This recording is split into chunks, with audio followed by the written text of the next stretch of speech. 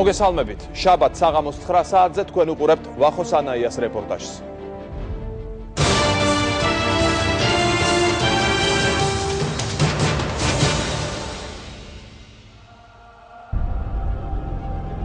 კაცური პრობლემები ამომიშთა პოტენციასთან დაშორებით და ეს ვიქილ თავთან ჯადო რაღაცა და შეგიძლიათ რამთან მართულებ და შეგიძლიათ რომ მოხდეს თან დაგელაპაგებ. როგორ უნდა დაიბრუნოთ გაქცეული მეუღლე? როგორ უნდა გაიგოთ გაგიკეთათ თუ არა საყვარელმა ჯადო? როგორ ცდილობენ წყვილების დაშორებას? რატომ სჯერათ ჯადოს არსებობას? ჯადო სასიყვარულო ურთიერთობებში.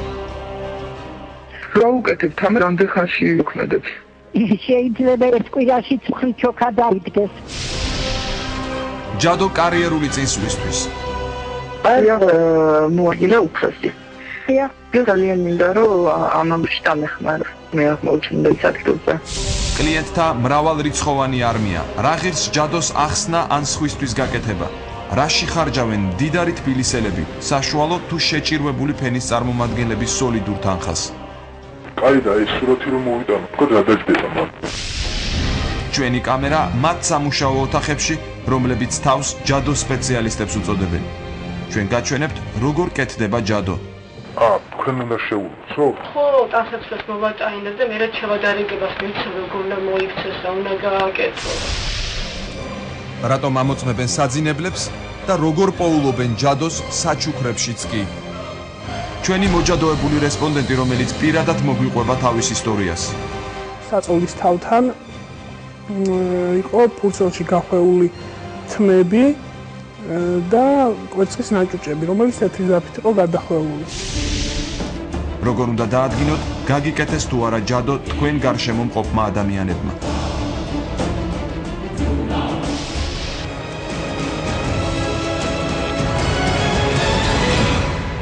ჯადოსნური ბიზნესი. დღეს მოგიყვებით საკითხზე, რომელიც ბევრში ღიმილს იწვევს, ზოგს კი შიშს. ალბათ ყველას გაგიგონიათ, რომ ვიღაცამ ვიღაცას ჯადო გაუკეთა, ბედი ჩაუკეთა და ასე შემდეგ. ჩვენ ამ საკითხზე სერიოზულად, ნამდვილად არ დავფიქრდებოდით, რომ არა ერთი მნიშვნელოვანი დეტალი.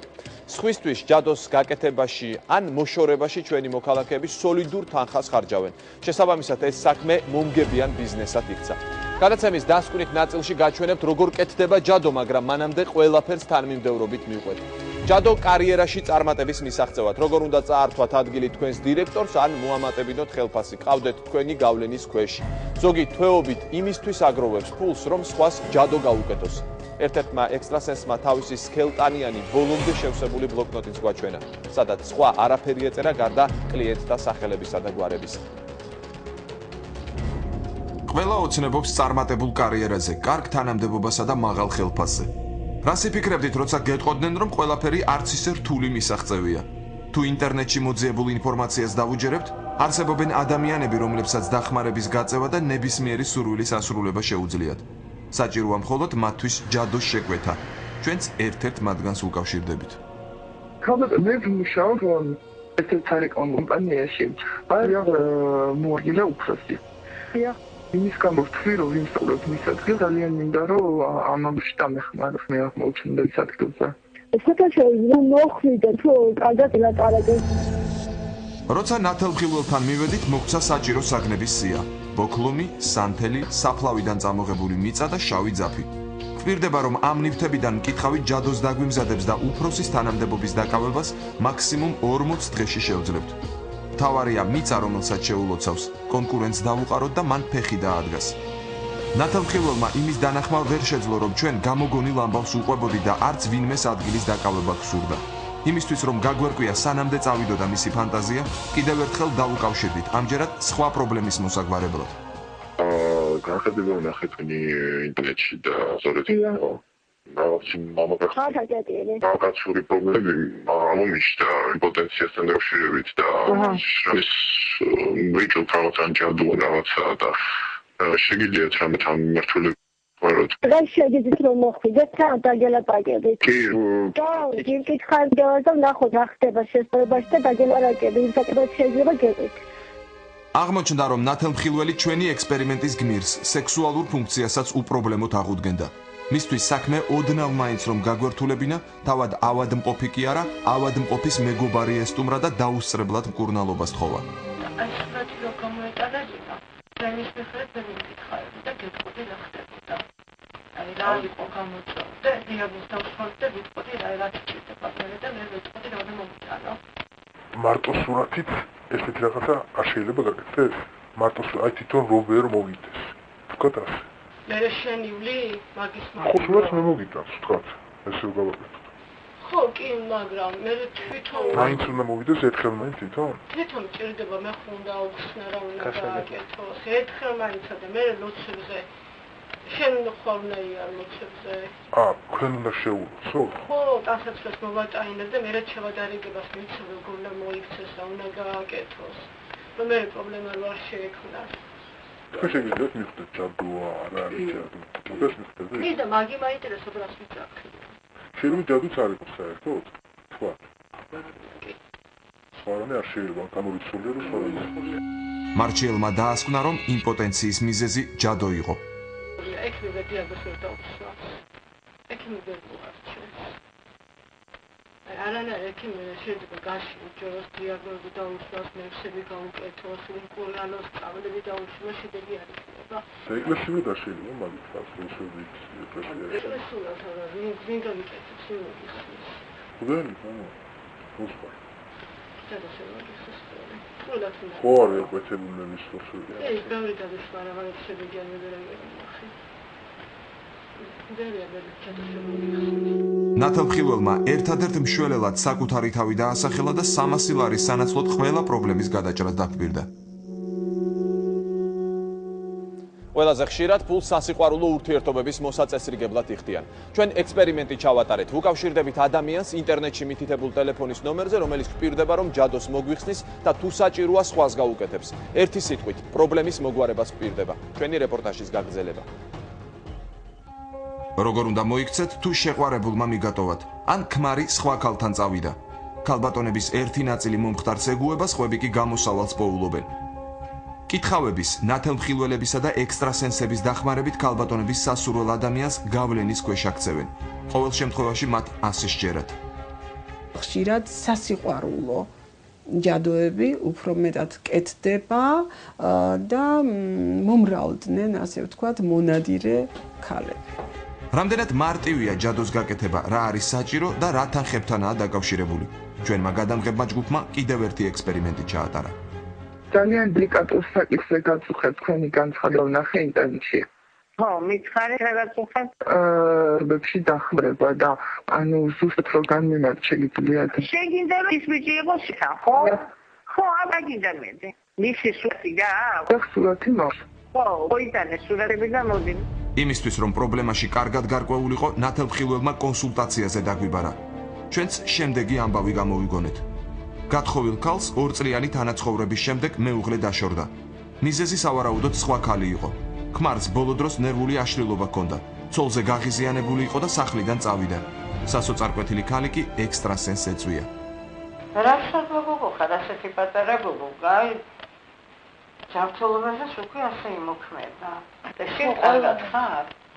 მე რა ვიცი. როგორია? აი განისეთი რა. როცა გწინა სიზმრები კოშმარული, დამტანე. რატო გაქვშულო გაკეთებული და სანამ ხსნარი გაგიკეთდება? რაზეა საუბარი? ექსტრასენსმა მეუღლის სახლიდან წასვლა, რა თქმა უნდა, ჯადოს მიაწერა და მისი მოხსნა საკუთარ თავზე აიღო. ორივეზე მოხსნები გაკეთდება მუშაო ფოტოსურათებზე. ფოტოსურათზე გაუკეთებ მოხსნებს და მე გავაკეთებ იმას, რომ შეერთება მოხდეს. თუ არ მოიხსნა ის რაც განაკეთებია, რაზეა საუბარი?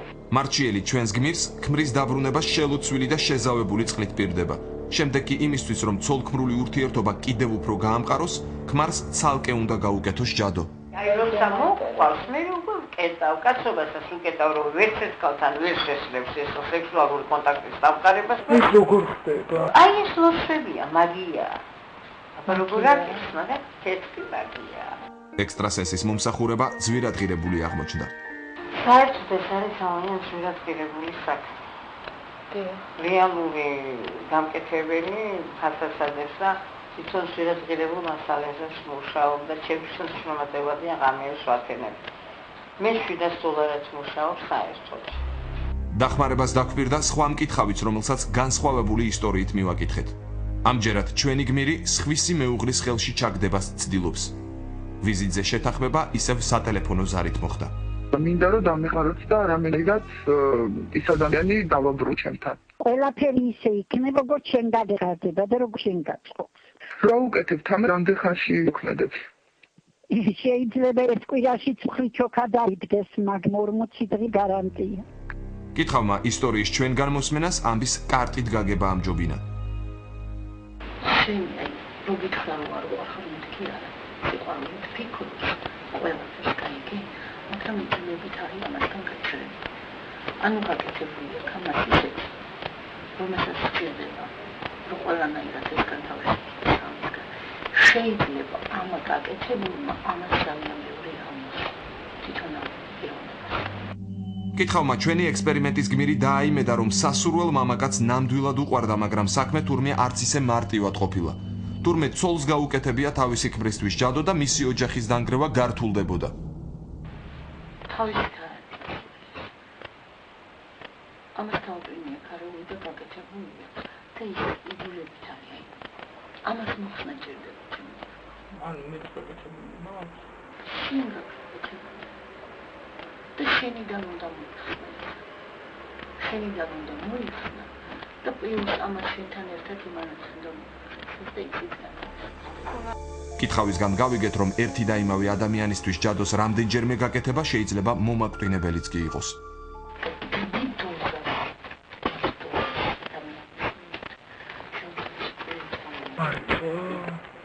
მე ორივე გინდა ხალივი შეგიძლია ამაში ჩაახა ამის იმასთან როზი ხალხი და იმბელი თუ არა და ეს ასეთი შეგიძლია უბრალოდ ისე რომ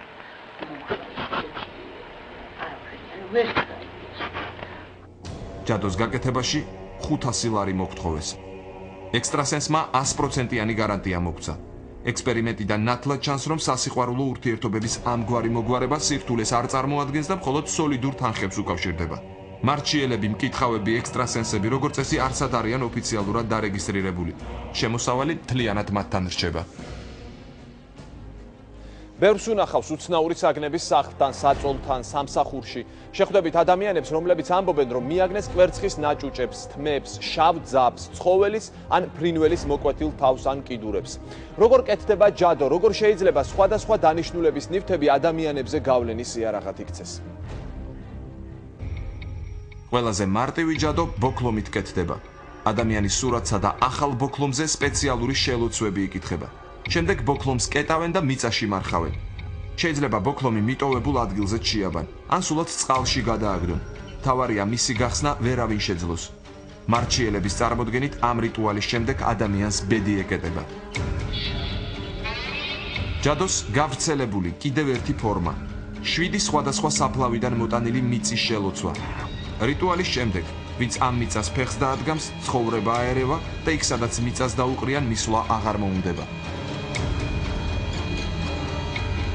როცა ადამიანის გავლენის ქვეშ მოქცევა სურთ, მარჩიელის მიერ დამზადებულ სითხეს სასმელში უსხამენ, ან სხეულზე მალამუდ უსვამენ.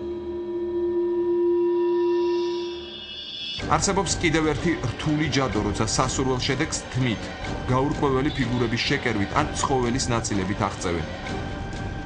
ადამიანებს გაუჩნდათ ერთმანეთის მიმართ შურის მომენტი და ხშირ შემთხვევაში არა მარტო სხვისი გაკეთებული ენერგეტიკული დარტყმა, ანუ ჯადომოქმედებს, არამედ ადამიანი თავისი ფიქრებით, თავისი აზროვნებით ხშირად უკეთებს საკუთარ თავს იგივეს. გაშვება კოსმოსში ნეგატიური ინფორმაციის, შური, ღვარძლი, სხვის მიმართ ძალიან ცუდი დამოკიდებულება ანგრევს ადამიანის აურას. ისე რომ არსებობს ენერგეტიკული დარტყმა, გარეგანი, როცა გარედან აკეთებენ და ასევე არის საკუთარ თავს, როდესაც უკეთებენ აი ასეთ დარტყმას.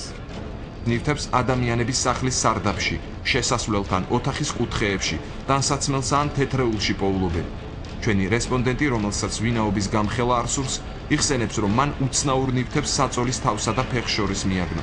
დამწყობ ყოველდღიური თავის გაუსაზრდისი ტკივილები, რომელიც ვერანაირი გამკვევით ვერ დადგინდა რომ მიზეზის. ბოლოს ერთ-ერთმა ოჯახის ახლობელმა მირჩია, რომ მომეძებნა ჩემს პირად ნივთებში რაიმე საეჭვო ნივთი თუ შემხვდებოდა, რასაც ყოველდღურად ვიყენებდი. ვერაფერი ვერ ვიპოვე, ბალიშიც ყველაფერი მოიბები გადავქიქე, ვერაფერი ვერ ნახე და ბოლოს საწოლის თავთან იყო ფურცელში გახვეული თმები და კვერცხის ნაჭუჭები, რომელიც ეთრიზარით იყო გადახვეული. ჯადოს გაკეთება მაგიური რიტუალია.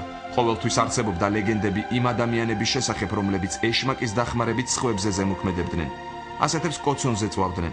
მე-14-18 საუკუნეების ევროპაში მაგიის მიმდევრები მოიაზრებოდნენ როგორც ქრისტიანობის წინააღმდეგ შეთქმულები, რადგან ისინი კერპებს სემდნენ თაყვანს და წარმართულ რიტუალებს ატარებდნენ.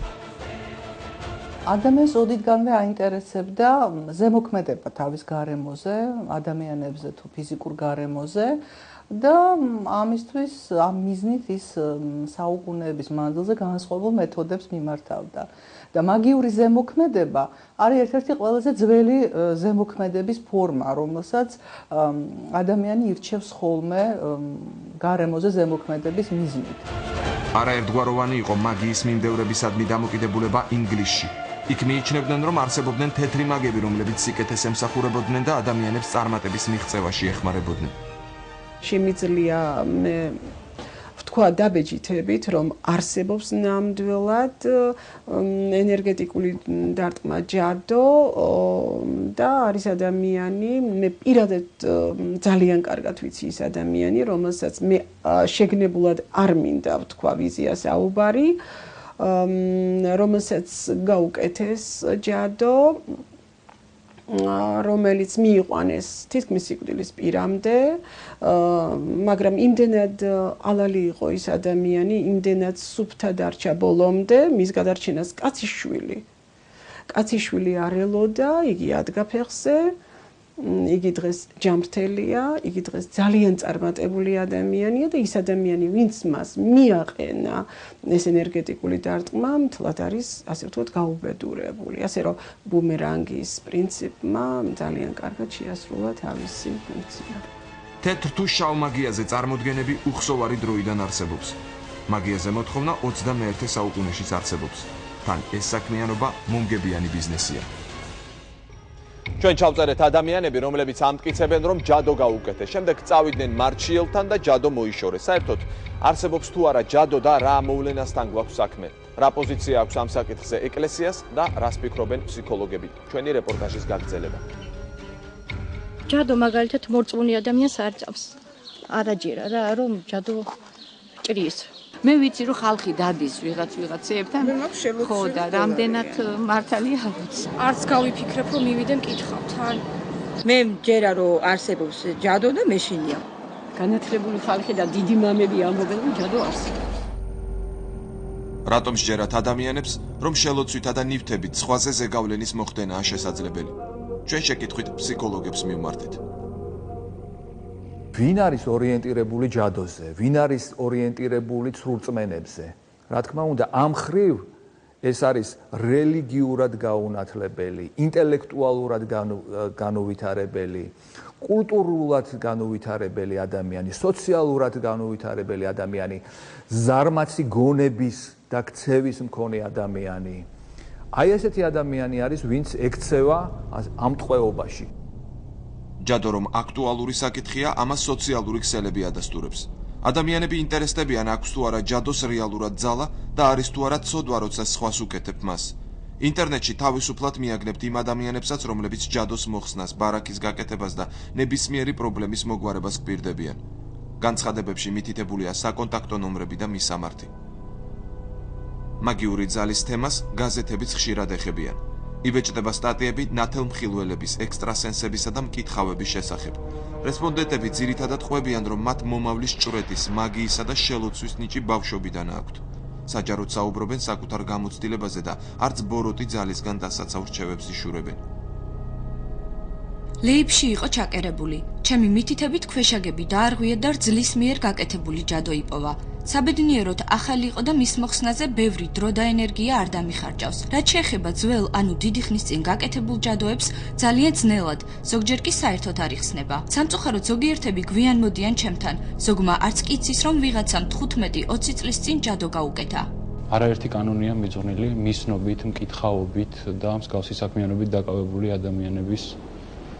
ადამიანებისადმი და ისინი როგორც მინიმუმ 6 წლით უზიარებლობით არიან განკანონებულნი, ანუ დასჯილნი. ის რომ ადამიანი ჯადოს აკეთებს, ეს არის კაცის კულის ტოლფას ცოდვად შეფასებული რჯულის კანონში. ეს არის ადამიანის მკვლელობის ტოლფასი ცოდვა. ანალოგიურ ცოდვას ჩადის ადამიანი, რომელიც მკითხავს საკუთარ სახლში გააჩერებს და საშუალებას მიცემს, რომ ამ საქმიანობით დაკარგდეს. არანაკლები ცოდვის ჩამდენია ის, ვინც მას მიმართავს. ეკლესია პრობლემას უფრო მეტად ადამიანების აზროვნებასა და ცხოვრების წესში ხედავს. რადგან ეშმაკს ძულს ღმერთი, ამიტომ ის და ვერ ერევა მას, ის თავის სიძულს ადამიანზე ანთხოვს და ცდილობს მის ცდუნებას და ცდილობს მის თავისუფლებაზე ძალადობას, აი თავისუფლებაზე ძალადობა და ცდუნება არის სწორედ ის, რასაც ჩვენ შავ მაგიას ჯადოქრობას უწოდებთ. ამიტომ თავისთავად ცხადია, ეს მოვლენები რეალურად არსებობს. ამიტომ როცა ადამიანები მოდიან და ზედმეტად შიშობენ, ვაი ვიღაცამ ჯადო ხო არ გამიკეთა, ან ვიღაცა შემახლობა ჯადო ხო არ გაუკეთა, მე ვეკითხები, ვინტერესდები ამ ადამიანის ან მისი ახლობლის სულიერი ცხოვრები.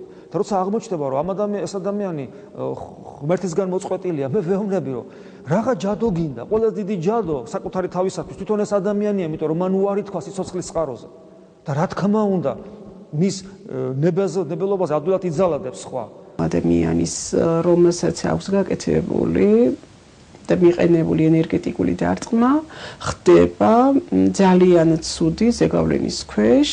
მას ენგრევა ცხოვრება, ეს არის პირადი ცხოვრების დაანგრევა, ჯანმრთელობის ასე ვთქვათ, გაუარესება, შესაბამისი ორგანოების ფუნქციის მოშლაც და ხშირად აუტანელი ხდება ასეთი ადამიანის ცხოვრება.